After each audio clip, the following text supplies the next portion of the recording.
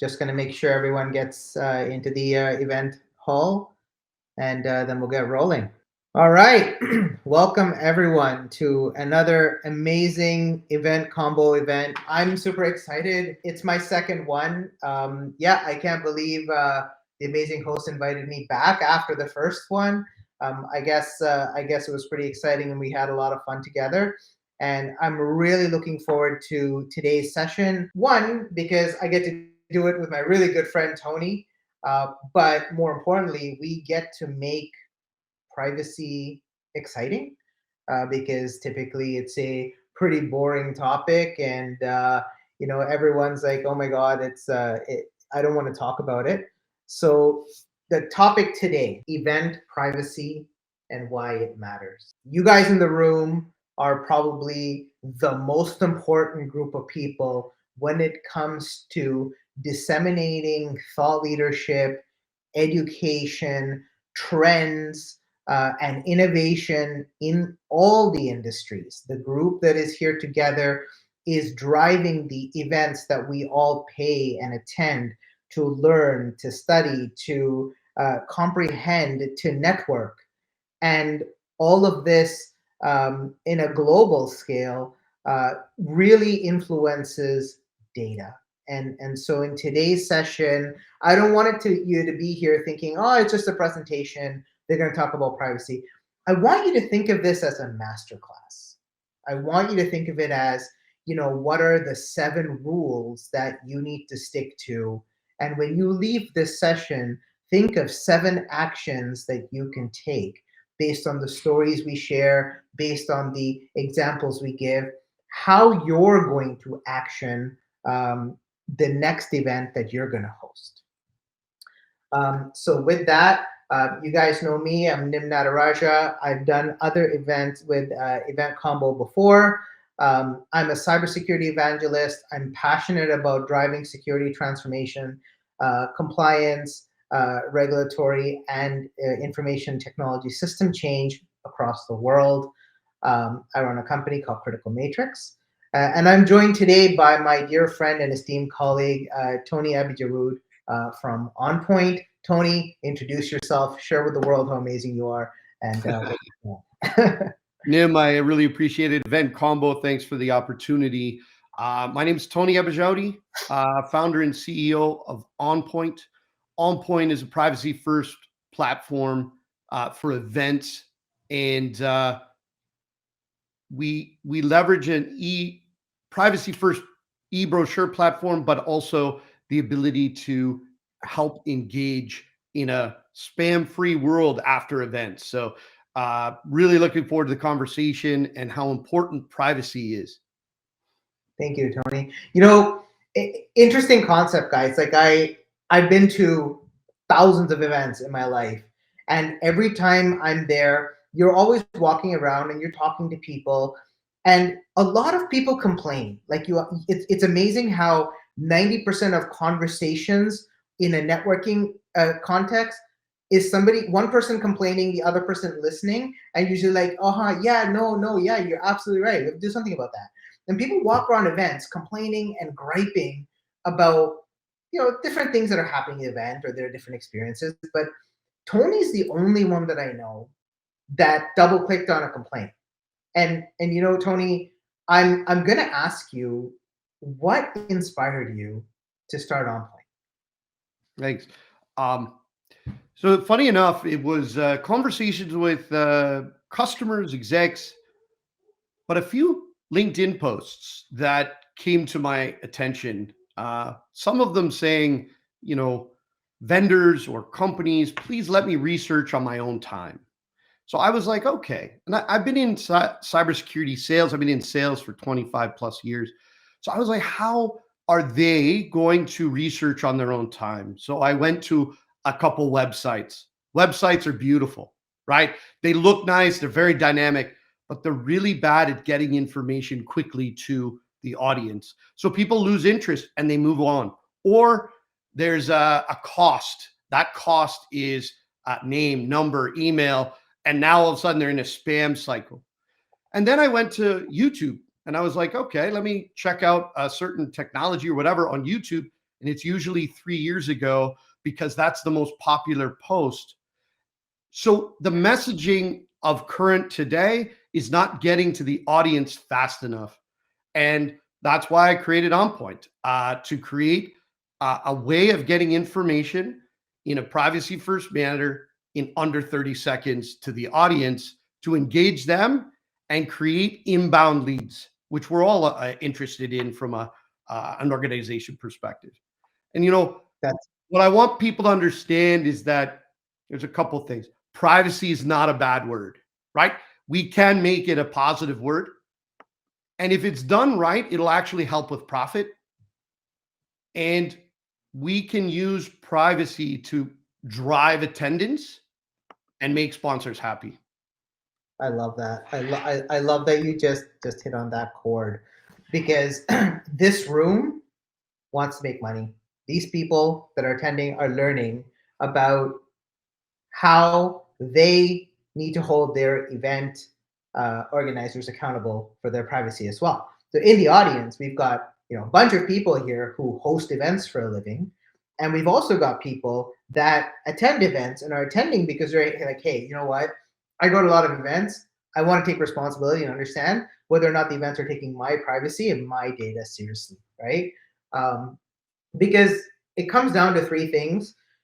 The first one is kind of like common sense, because I think we look at it on an individual basis. Like when we are regular consumers of all the other services, we look at trust and reputation, right? You're not going to go to a store or a website or do a transaction with somebody that you don't trust or has like a kind of sketchy reputation, right? But talking about your event, having that enhanced privacy, or the fact that you're recognizing the importance of privacy, it simply just boosts your credibility for being experts at what you do. There's, I always say, the only thing I have in my 30 years of being in technology is my reputation.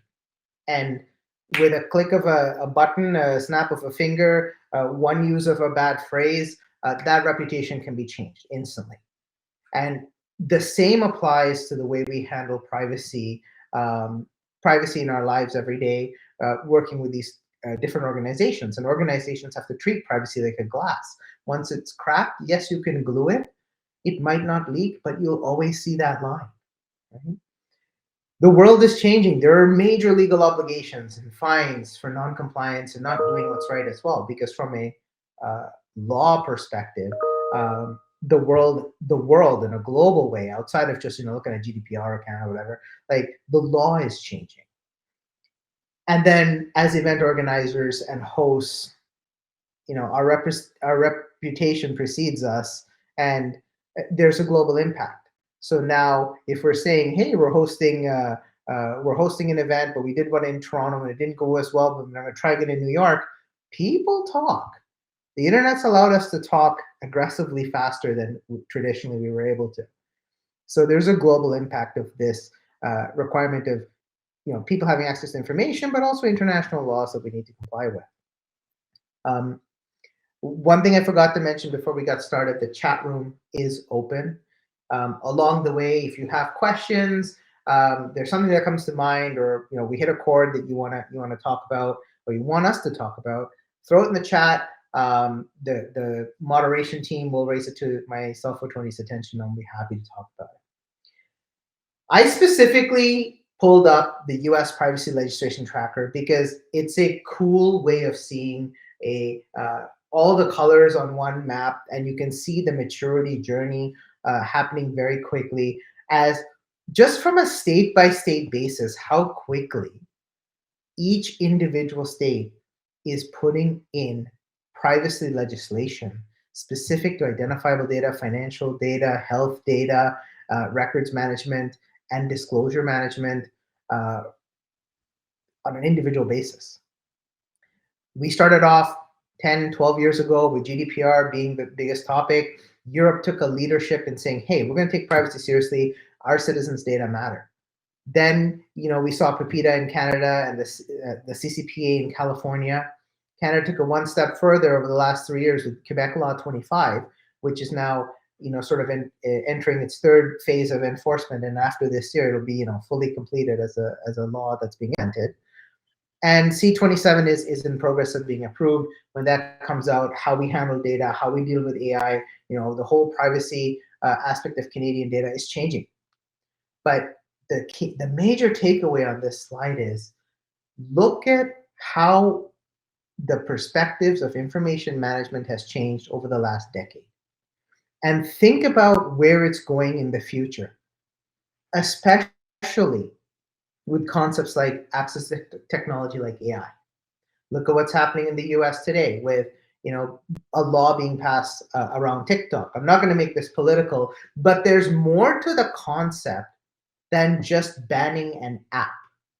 There's many layers to what's actually happening as a result of that law. And it starts with the importance of privacy and data management, and then there's the access of control and free speech, which we're not going to double click on today, but we all know that exists. Tony, as part of event organizers and custodians of data, what are some of the thoughts you have around how sponsors hosting events in multiple countries should see privacy law? It's not going away. We have the privacy laws are getting stricter. It's interesting. We almost take our privacy independently, individually, as people, more seriously than we take the privacy of our corporate contact information and the like, right? We go to an event, we're more concerned about our privacy. We're on banking, whatever we're doing. We take that a little more personally, where it's almost like a free-for-all when it comes to our corporate identities and the information, and then leveraging that. And we'll talk about more of that. But really, as event organizers, we are the custodians of attendee data. We have to ensure, one, it's safe. Two, that it doesn't get into, I will say, the wrong hands, right? If someone opts out, they opt out, and we have to follow that.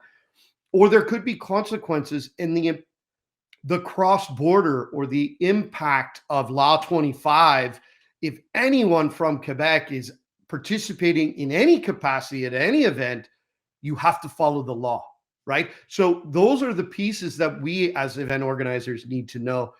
But then it extends to our sponsors, right? Those that are engaged with us in the conference, we also have to make sure that they're following the laws as well. Mm-hmm. I fully agree. So let's enter the rules. So as I mentioned, I want you to think of this as a master class, and I want you to take away from this how you can apply these 7 rules towards enhancing the way you host and manage events. And if you're on the call and you're an attendee, I want you to think about when you're signing up for an event, what would you like your registration experience and your post-event experience, most importantly, post-event experience, to be? Especially if you're a decision maker in an organization, and by attending the event, vendors are going to want to network with you. They're going to want to say, hey, can I do a demo? Can I do a pitch? Can you listen to my story? Can you buy my product? Right? Rule number 1, gaining consent and ensuring transparency. There are proper ways to inform and obtain consent from attendees. And the laws around the world, what I've tried to do here is summarize them in a generic way. So by any means, this is not 100% legal advice, because if you're in Paris, you're in Munich, you're in Texas, California, or Montreal, there is more detail associated with the way this needs to be handled. But the undertone is the importance of clear and accessible privacy policies around the consent and reason you're collecting this data. And more importantly, examples of consent forms and privacy notice placements throughout your event material. So letting them know that for this event, this is what we're going to be gathering. This is why we're gathering it. And always tell them, here's access to our privacy policy. So ask yourself now, like an introspective exercise here, how many of you do have an event privacy policy? So when I register and I click, it says click here to view our privacy policy should you have any questions. If you don't have one, this is a time to take back one of these rules to think about creating one. Now, Tony, there was an example around this that we experienced firsthand. So I'm going to tell you guys this quick story. Um, I was presenting at an event. I was a speaker, and it was a big event in downtown Toronto. And I was lured as part of the sales pitch of luring a speaker. The organizer literally said to me, "Hey Nim, you know what? If you this isn't really a paid speaking engagement, but I promise you I'll add value to your experience. I'll give you the database of everyone attending so that you could follow up and get future engagements from them." And I said, "Whoa, time out. What? No, that's not what I expect as, that is not a commodity to be traded. I don't want the data." Um, and anyway, I did the talk. They're nice people. I wanted to help them out. It was a fantastic attendance. And 3 days later, I got a call from a company, and I don't know how they got my phone number, but they said, "Hey, we noticed you were speaking for $350. We will sell you the data from this event so you can follow up with the people who attended." 3 days is all it took for them to call me. And I know I jokingly said I don't know where they got my data. Of course, they got it from the list that they stole or received. So, I mean, there's so many rules broken there that I don't even know where to begin. But I mean, Tony, you have a similar story, right? Except on the sponsor side, right? Yeah. So a couple things. This is a perfect example of why opt-ins are declining. So we're seeing a decline in the opt-in, right? You offer the opt-in, but people are starting to decline that opt-in for this reason, that it starts being put out into the wild, and there's a constant barrage of information that isn't needed. It's noise, right? So it really does show that there's different approach needed. An example for me is I had a sponsor of an event where they ended up pushing out 7 messages just from marketing. Plus, they had numerous other messages from demand generation. They had their regional salesperson, and they had an executive. In total, it was probably close to 12, 15 messages that went out in a span of about 2 weeks. That was a LinkedIn message. There was a couple phone calls in there. That noise after an event is deterring decision makers, their teams, and influencers from opting in, and in some cases, even participating in events. What I'm finding is that the noise that is being generated by those not following, we'll call it rules, are actually getting in their own way of trying to deliver their message to their attended audience. Absolutely. It's funny. I use joint custody on the image there because we are, me as an attendee to an event or as a speaker to an event, paid or unpaid, the the information I'm sharing with you is my treasured identifiable data.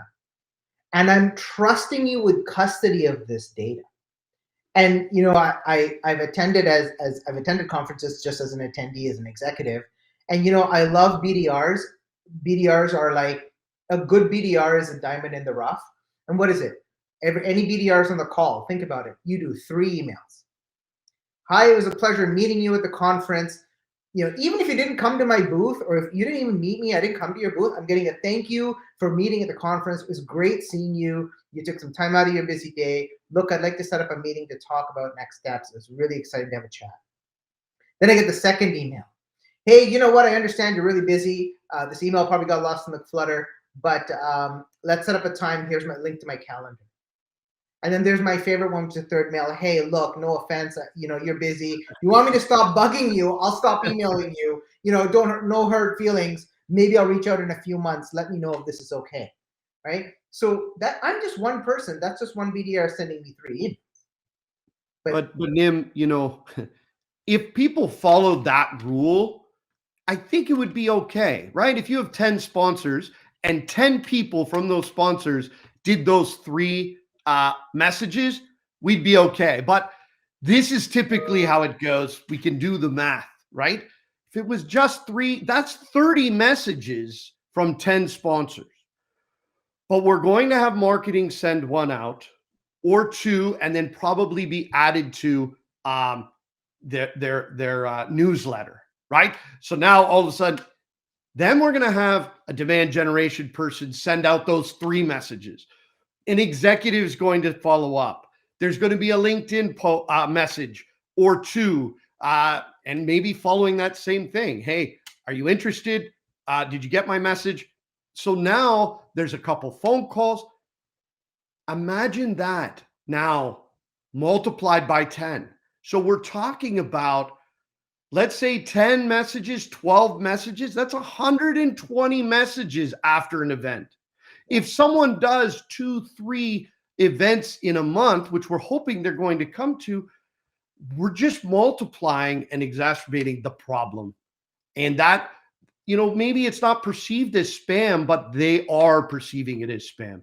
I do the same thing when I go to conferences that girls used to do to me in a club when I was much younger. I just give people my wrong number and wrong email, right?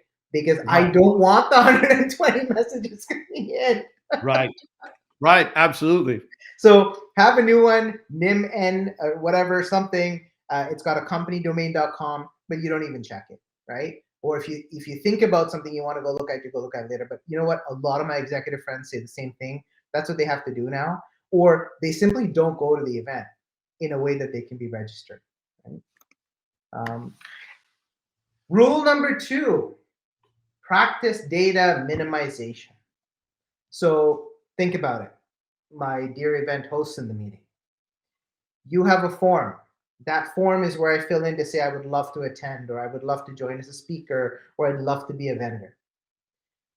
But what is the purposeful use of data that you're collecting? Collect only what is necessary for the event and avoid unnecessary data collection that doesn't serve a direct purpose to the event. If this is a remote event and we're logging in via Teams, such as this one, kudos to Eventcombo.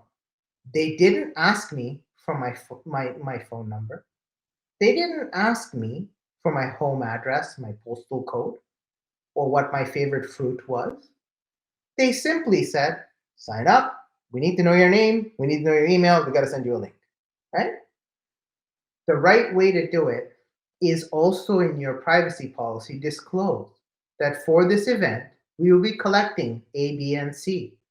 And we will be using A, B, and C for the next 30 days because we might need you to log in to view the slides that Nim and Tony shared with you, but upon which your information will be destroyed and not used any further. It's very important to manage that dynamic when it comes to storing and asking for information.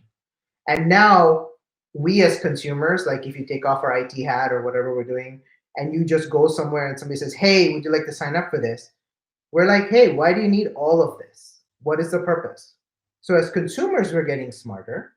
And I think we just need to apply it a little bit to our day-to-day jobs so that it is reflective of the way other people feel when they're consumers of our products and services.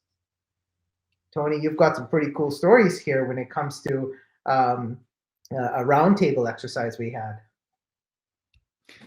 Yeah. So we were talking to some execs, and you get these, we'll call them horror stories, right? These conversations that you shake your head at. And it comes down to not minimizing the information or providing too much information. We had an executive sitting at the dinner table, and phone rings. Wasn't his phone. His phone was not there.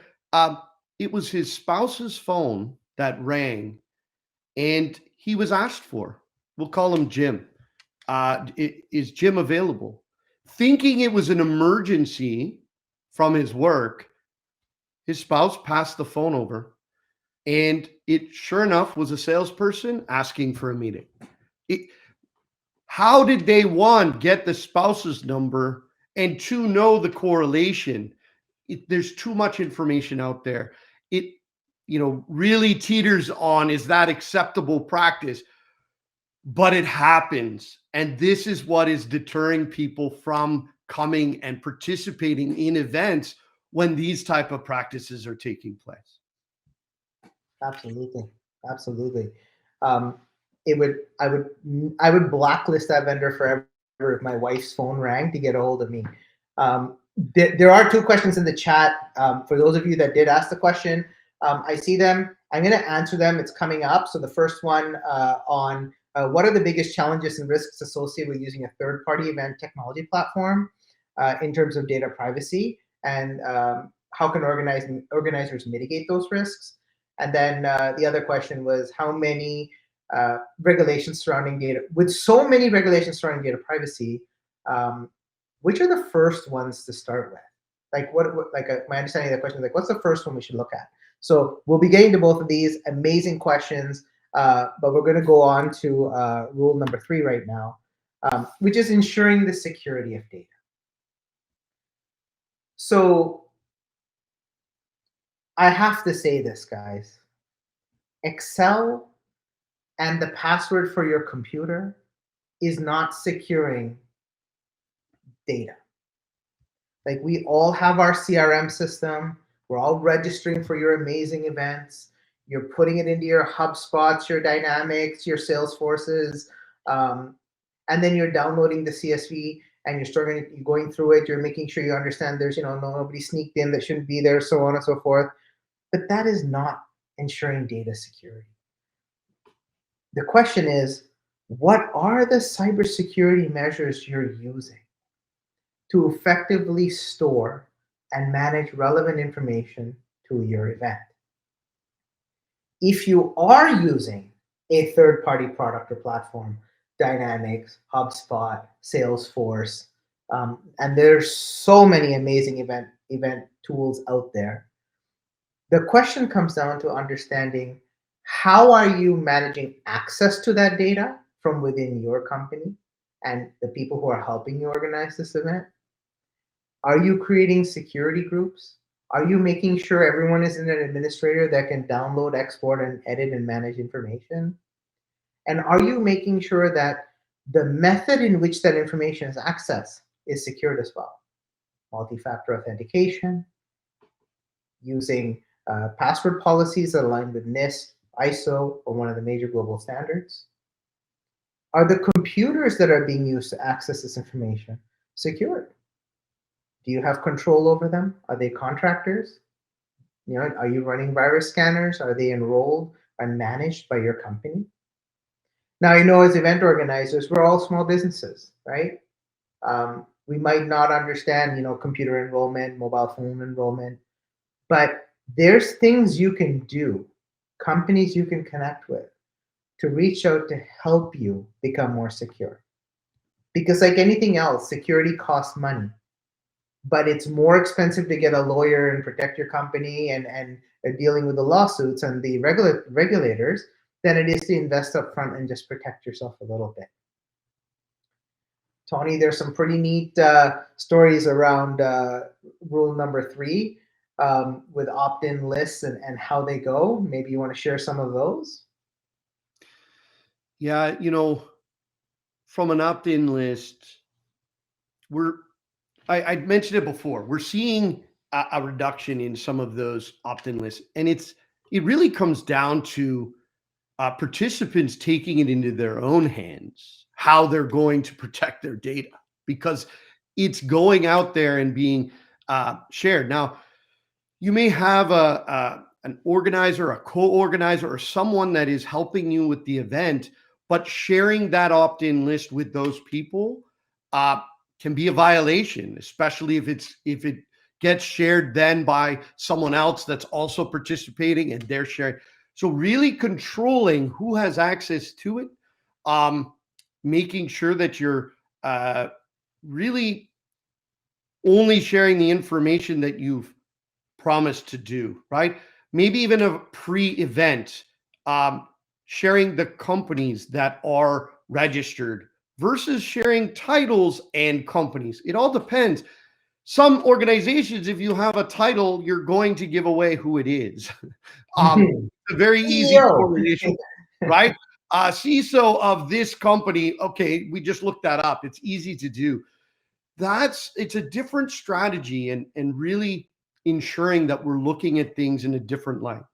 You know, I was at a big cybersecurity conference, and I was walking the floor. I wasn't part of it, but I was walking the floor, and I had vendors coming up to me, sponsors coming up to me, asking me, where are the decision makers? Where are their teams and the influencers? And I'd already had meetings with some of those executives on the second floor and other rooms. And I asked those people, are they going to go to the vendor floor? And they said no. They said that they weren't, even though they had registered, they're not interested in going because of the frenzy and the chaos that is created for them. This is them opting out of even going to the floor. So there has to be a better way. How can we leverage privacy to make them more comfortable, one, to register for the event, but two, to participate in the floor? And it all really comes down to ensuring that data stays with only the people we need to know it from the opt-in list. Yeah, absolutely. And you know, what drives me crazy is how many copies of data get created because we're using, you know, Gmail, we create a CSV, we then email a file to this person because they got to print the signs or they got to print the name cards for everybody. Um, we email another list to another person because they're responsible for making, you know, another personal version of personalized swag. Then we send the same contact information with first name, last name of all the vendors and sponsors, and that goes to somebody else because they're doing something with it. The amount of duplicate data that one of the things, guys, is an FOI request. Today, let's pick on an event. Let's just say Canadian Auto Show. They could have been a Quebec attendee, attend the auto show, and then reaches out to the auto show organizers to say, by the way, I'm a resident of Quebec. I do not want your organization to have any record of my data. Please disclose to me what you have, where you have it, who has it, and I will confirm to me that it has been properly deleted. How can you do that if you send me, Tony, and 7 other people copies of all this information and you have no control over what we did with it? Because my designer is in India, my printer is in Vancouver, and all of these data went to all of these different people. And they didn't need to have a copy of the entire Excel file. It was just convenient for me to do it as an event organizer. So securing data doesn't just mean your IT cybersecurity security, but also protecting it, making sure that only those who have access to it should have access to it, and that you always retain control of that such that you can pull it back and undo it. And you can't if you're using files to conduct that business. So now we're going to answer 2 of the questions that are here in the chat about the biggest challenge with using third party, and then how can event organizers ensure that vendors and partners uphold the same security standards of data privacy and security. You know what the best way to understand that is? Ask them. Okay, I get it. Uncomfortable conversation. You probably have been dealing with this person for the last, so many years. You don't want to offend them. They give you a great discount. There's a lot of things that play into this, but the friendship and the discount and the relationship don't mean anything if you're out of business, especially with a tainting to your reputation or identity because there was a breach, an incident, and you were named in the media as a result of this leak. So ensure that you guys are having conversations with your third parties. How do you handle privacy? And in your contracts with them, flow down terms for responsibility. That they are custodians of this joint custody of data. That your attendees' information is collected with purpose, value, and timeline. And you know what? Whether you're small business or big business, you can always download a third party checklist, modify it such that it suits your business needs, and ask your vendor or supplier to fill it out. But more importantly, let's stop using email based systems to share and access information. They should be controlled with access control groups in a software platform that you grant and revoke access from using a method of least privilege. Whether you're printing for me, you're giving me my swag, or you are bringing in the food, or you are the venue, there's a way to give access based on what you need when you use a platform to do that. And a lot of people lose sight of that because, oh, I'm spending a lot of money on that. I'm only making 20% on this event. Well, all of that goes away when something terrible happens. And it's never a matter of not, but when. And I don't like that phrase because it sounds like a threat, but just let's just take a step back and look at what's happening in the news. Our organization responds to 3 incidences a week. So just looking at the degrees which the bad actors are going after people, I think as citizens of our countries, of our companies, we have to take personal responsibility, because when that information gets breached, for like, even if you be selfish about it, your data is in that file too, and your family's information is in that file too. So even if we just look at it selfishly, it's the right thing to do. Tony, we have a cool story here with KPIs, right? Yeah, and I'll first say, making recommendations on best practices to those you're giving the data to, maybe recommendations on following that 3 email rule. Those are good ways to also control the negative side of providing that information, just from a noise and spam, and potentially getting people complaining to come back to you saying, can you remove us from that list? Those are horrible messages to receive when someone says, I'm getting too many messages coming from either one event or one sponsor or multiple sponsors. To be able to control that and limit the amount of noise is going to be helpful. Talk about KPIs. What is the KPI most marketing teams are looking for? Are scans. They're the scans at a booth. They're the call them the opt-ins, trying to get more names to add to the list. Now, I've worked with many organizations that do an amazing follow-up job. They keep it professional. They keep it informative. They try and educate the person receiving it. But then you have the other side. Maybe they're trying to get their message out because they don't have the market share and they're really, really trying to push this out.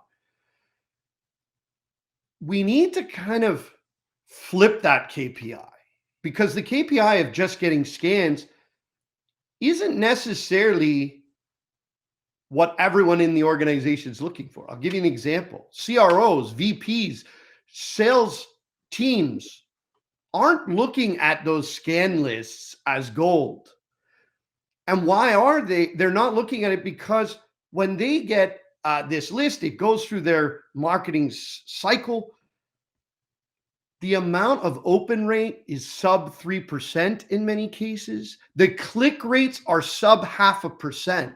Now, I've been on meetings where those are actually wins for an organization, but it's scary that those are the types of wins, because that's not an inbound lead. That is just a click. Someone out of 1,000 messages, if you have 2 or 3 that turn around and say, can you remove me from the list? You need to be worried about the 10, 20, 30 times that amount that were silent, and all they hit was treat this as spam button in their email system. That all of a sudden now shuts down all your messaging out to them. And it's a real concern. So there's definitely a better way and a a way to engage people more proactively and get that information to them. Absolutely, absolutely. And that's a good segue here to attendee rights and access, um, erasure. I always struggle with that word, erasure. Um, how do we handle the point of data deletion? Um, and there was a question asked earlier: which regulations do we focus on? Like, if there's so many laws, how do you get to the first one? And I think what you have to do is pick the law in which the event is being held, for which majority of the attendees are going to be coming from. If you're hosting an event in Toronto, it's an in-person event, majority of the people are probably going to come from Toronto and its surrounding geography. Look at PIPEDA, look at Law 27. Even though it's not in effect, there's good hygiene in there to follow. And look at Bill 25.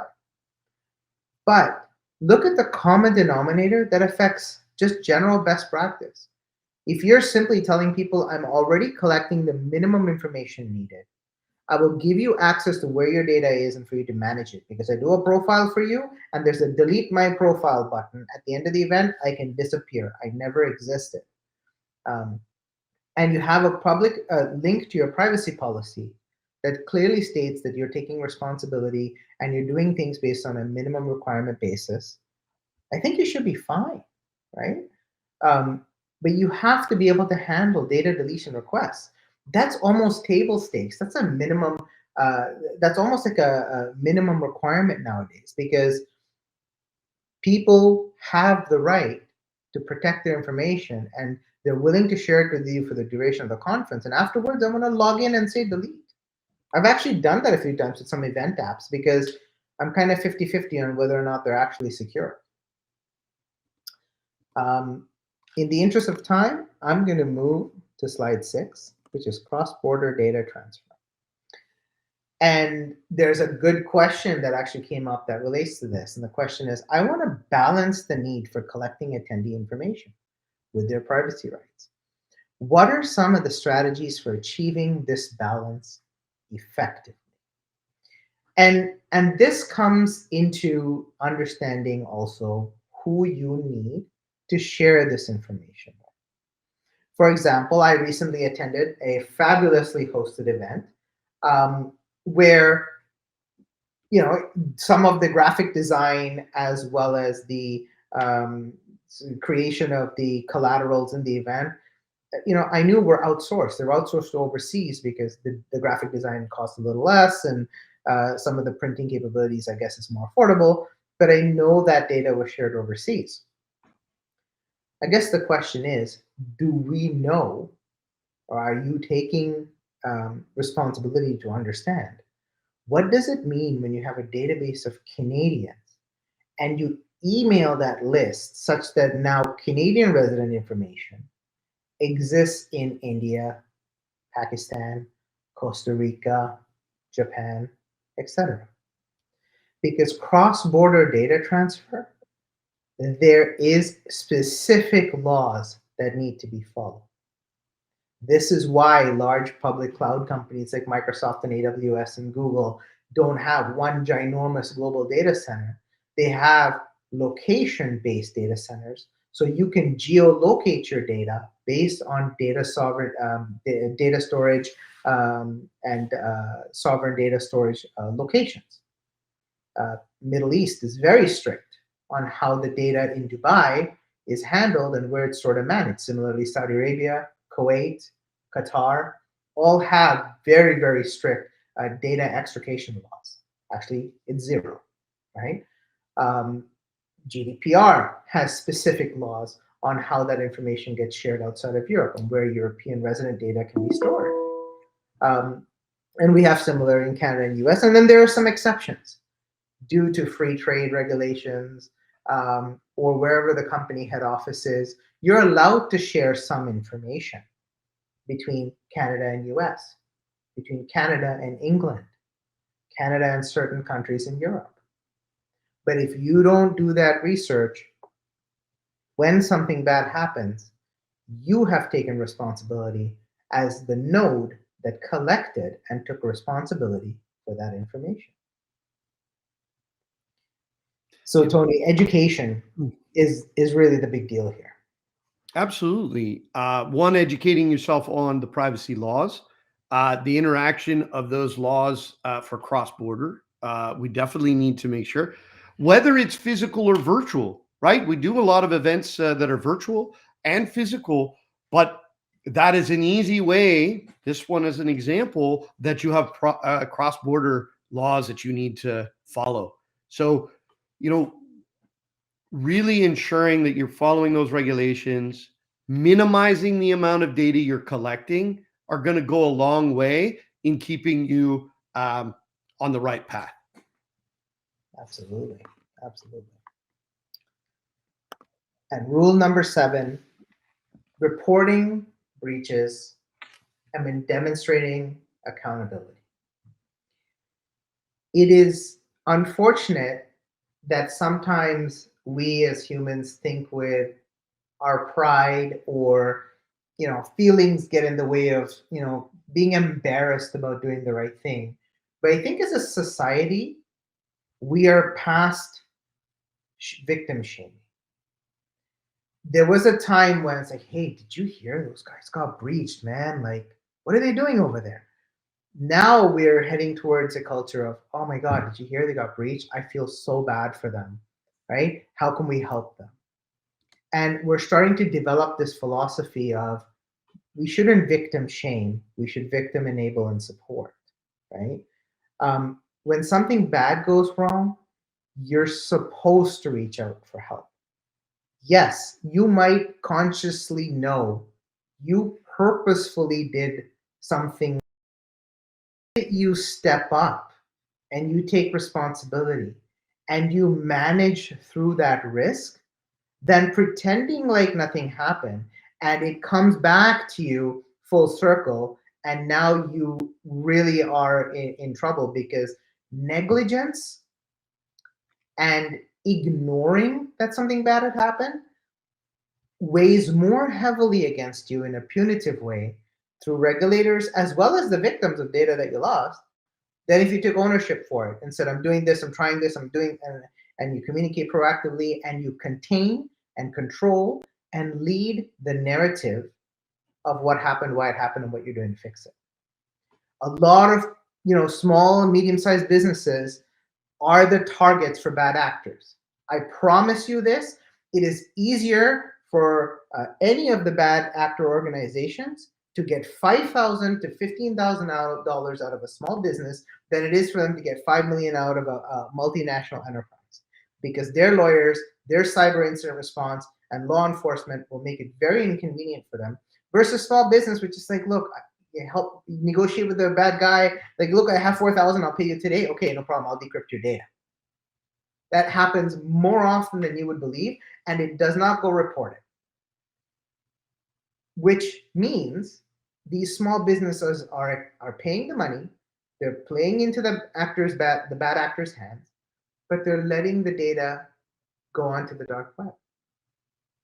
There's no honor amongst thieves. Pay me and I won't release this data is the biggest BS I've ever heard. There's no honor amongst thieves. So pay them, they will release it, and they will be back later because they know, one, you just paid them, so you have less money, you probably didn't fix the problem, and two, you paid them once, you probably paid them twice. Take responsibility of managing and keeping records of data and your data processing activities. Use proper, high-quality data collection systems who tell you we are GDPR compliant. This CRM system is compliant with international law. This platform has a compliance engine that is benchmarked against ISO 27000, NIST 853, or whatever standard. Ask the questions. Pay for a license. If it's free, you're probably the product. And my data registering to your event is a product that is being commoditized for that freeness. So this is going to be very important for event companies and event attendees going forward. You nailed it on the head there. I mean, the data is a currency, right? Data is a big currency. It's worth a lot of money. Um, and in the wrong hands, it gets out. That also impacts the reputation of the event organizers, the event, right? So really making sure that we're staying ahead of that. When you talk about um, reporting the breaches, I think back to some of the biggest breaches out there, and the ones that have a more favorable um, news cycle are those that come out ahead of it. They don't wait and hide and give these we had a glitch kind of responses. They come out, they get ahead of it, they're clear and concise, and they allow people to understand that it happened. We're taking the actions to now mitigate it. Hopefully, we can also do it where we're not getting those attacks and we're not getting hit by taking these privacy practices and also securing the information. Absolutely, Tony. It is a concern because from an OSINT perspective, what is publicly available about executives is, for example, let's just do this event. Eventcombo had amazing marketing for the last 2 weeks that you and I are going to be speaking at this event. Our photo, our LinkedIn, our bio, our company names have all been made available. So bad actors know, if we are targets, and we probably are, that we're attending this event and Eventcombo has access to our email and our data. It's not hard to social engineer something after this event. And so everybody at this event, you might get an email pretending to be me saying, hey, thank you for attending the event. Click on this link. Here's a PDF of what I shared, right? That publicly available information used by bad actors to pry upon our kind of almost weakness to say, oh yeah, I remember that. That was awesome. I want to go here. This is how the collaboration in the dark web works very effectively. So without dwelling too much on it, take responsibility, maintain the proactiveness, use proper security tools, implement best practices for privacy within your company. If you're bringing in students, if you have interns, do the training. Um, Audit yourself. Ask yourself, hey, I just finished this event. Did I handle the data side of this thing correctly? Could there be copies of any CSV something on my computer that if my computer got compromised or my email got compromised, could I be at response? Could I be, could I be vulnerable? And if so, delete it, clean it up. Pay attention, like being self-aware. It's just like, walking in the dark alone to your car. You're paying attention to who's around you. The same thing applies to kind of taking responsibility for data pre and post event, right? And Usually, one thing to do before, cybersecurity awareness training, right? Those type of small things just to be made aware. Now with AI, the follow-up emails, the way of really trying to trick you into clicking, these things can be mitigated just by simply being aware, validating. Someone's asking for information, message them, ask them, did you ask for this information? Did you ask to transfer this money? Did you ask? Those are key things that you need to work into practice. Did you ask me to send this list to this event out to this vendor or sponsor? Right? Those are the things that we need to do, and cybersecurity training can really go a long way. and a parting thought too is think about when you're hiring students and interns and just that temporary staff that you need to communicate with in hosting and managing an in-person event, because it's not easy. These virtual events are difficult to coordinate, but at least it's contained within our fireworks platform and the way you're interacting with us today. But there there are nuances when you just ask people, say, hey, what's your email address? They give you a Hotmail, a Gmail, a Yahoo, and you just start collaborating with them. Yes, it's easy, but spend the money giving everyone a license to use the email system so they have an email from your company domain. That right there de-risks separating their personal life and their quote unquote temporary work life. So that overlap, because you don't know if that person's email is already compromised. You don't know that. And yet you're already interacting with it. I'm going to move to our last slide. So if you have any questions, now would be a good time to throw them in the chat.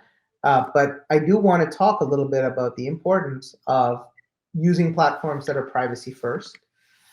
We want this to be a master class. We want you to take away, the 7 rules. We want you to understand what solutions are out there from a privacy first perspective. But Tony, I want you to educate the room a little bit about OnPoint. Thank you, Nim. This has been great. Really enjoyed it. So we talked about those KPIs earlier about scans. They're not really that important for most outreach. What we want is to get the message across. So think back for the past 100 years, we've been using brochures, pieces of paper. They're on the tables. But what happens to those pieces of paper? They're put in a bag or they're thrown in the garbage, never to be seen again. And this is where I started formulating that an e-brochure platform, leveraging QR codes, could be leveraged to get that messaging out. And that's what OnPoint's about. It's an e-brochure with a universal QR code scanner. It can work for any QR code. What happens is it's a scan, auto save, and review later in a privacy browser built in. So what's great is for the engagement of attendees, they're not spending time trying to figure out, grabbing the brochure that'll never be opened again. They're also not trying to fumble with trying to remember who they want to talk to. I mean, I talk to executives and it's funny when I ask, how do you remember a booth if you're not getting scanned and you're not engaging, adding your name to the prize bowl? Funny enough, the majority of them said they take a photo of the booth. That is a crazy thing to rely on as someone that's trying to sell to them, because now you're expecting them to go into their photo reel and actually research you. Many of them would do it, but they won't go to your website. Why they won't go to the website? Because in order to get any information, you have to provide your privacy. You have to reveal your privacy. That privacy becomes this currency. So we do it in our private lives where we have this ability to engage with things in a privacy world like Craigslist or in Canada Kijiji. We allow for communication to take place in a privacy first approach. And once there's a connection, once we've shortlisted that it's of interest, now all of a sudden we can connect. So that's where the idea of OnPoint came about. And grab your phone, scan the QR code. You'll get to it. You can download the app. That app is free. You can use it in everyday life. If there's a menu and you want to scan it, it just saves it as a tile, and it allows you to research and use it later and share it with your friends, colleagues, etc. There's going to be some really, really exciting new features coming out for the OnPoint app that helps events, sponsors, and attendees. And I'm super excited about those in the coming months. Awesome, Tony. So with that, guys, we have about 2 minutes left. Anyone with questions, Tony and I are here. Look us up on LinkedIn, scan the QR code. You'll see Tony's LinkedIn there as well. Would love to stay in touch. Add us to your network if you have any questions. And